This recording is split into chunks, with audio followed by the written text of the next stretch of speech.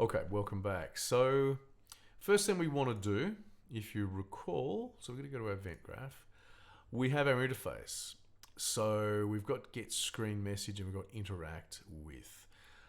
So let's just go and implement that event like so. So we've got interact with, fine. And let's also go and get screen message, open graph. And we've got the option here. We can just drag off here and say make this a variable. This is my screen message. That's cool, and we want to make that accessible as well. Compile, and we can just say interact to change sound, like so. And because we have that already set up and we know how this all works, this should work automatically. So see, we don't need to do any other code. Once we've set up our interface, this works automatically. So we automatically get our message on screen. Okay.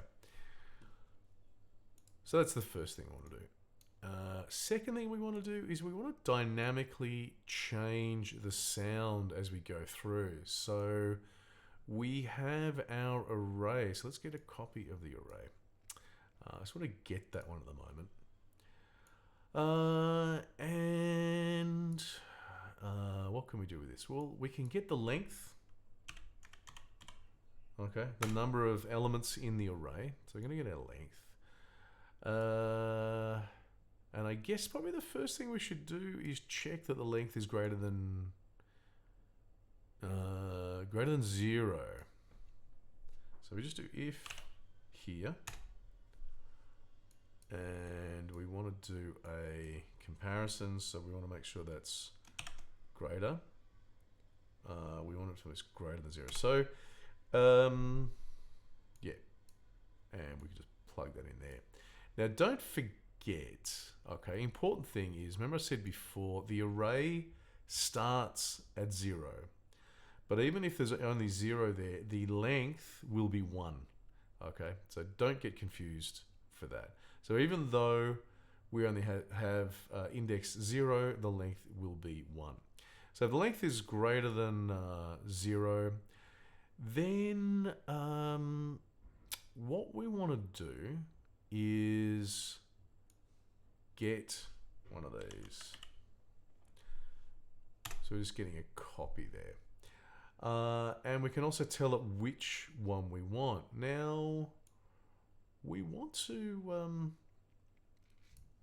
we actually want to do like a random thing here.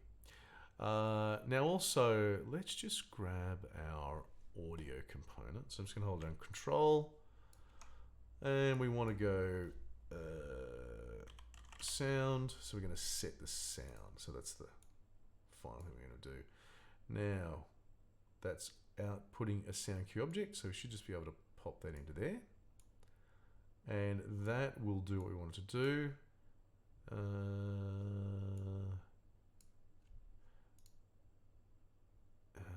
Yeah. Okay. The other thing we should do,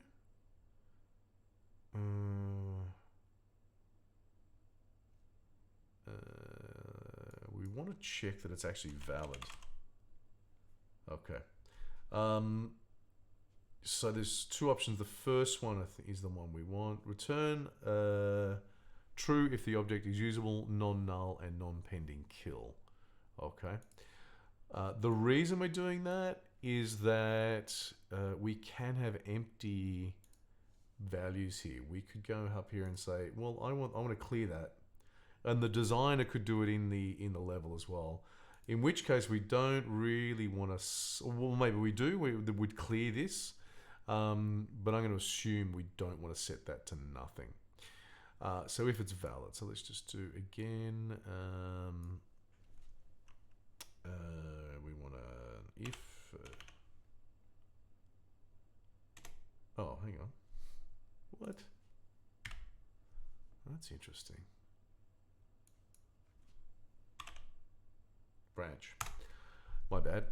So if that is valid, then we want that to go and change the sound. If it's not valid, we don't want to change the sound. All right, so the thing we haven't done yet, now we could put here, just before I carry on, and just say print, okay, sound array is empty, because that's generally something that should not actually happen. Okay, so right at the moment, what we want to do is as I said before, we want some sort of random value here. So this is an integer. We can see here, if we hover over there, it's an integer. So let's just say, right click on here, random, and we get a few options. So random integer in range is what we're looking for. So the minimum, now again, don't forget we start at 0, so it needs to be 0. And the maximum is going to be, what? Well, we're already getting the length, and we know it's non-zero. But we also know that the length is going to be 1 higher than this value here. So what we want to do is we want to subtract 1 from there. Okay. So subtract 1. And we can just plug that into our max. And then we can pop it into here. We do have something looking like kind of some sort of spaghetti right at the moment, but that should all be good. Just move that down there. Like so. Doing a get. Okay, let's compile and save. So that's when we hit the interact key. This is what should be run. And let's see if it works.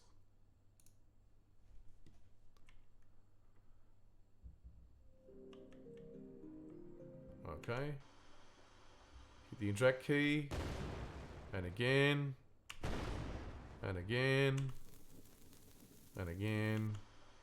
And again. Okay. So that works. So that's the first kind of basic use of our array class. So, okay, I'm going to pause there and we'll come back and we'll carry on.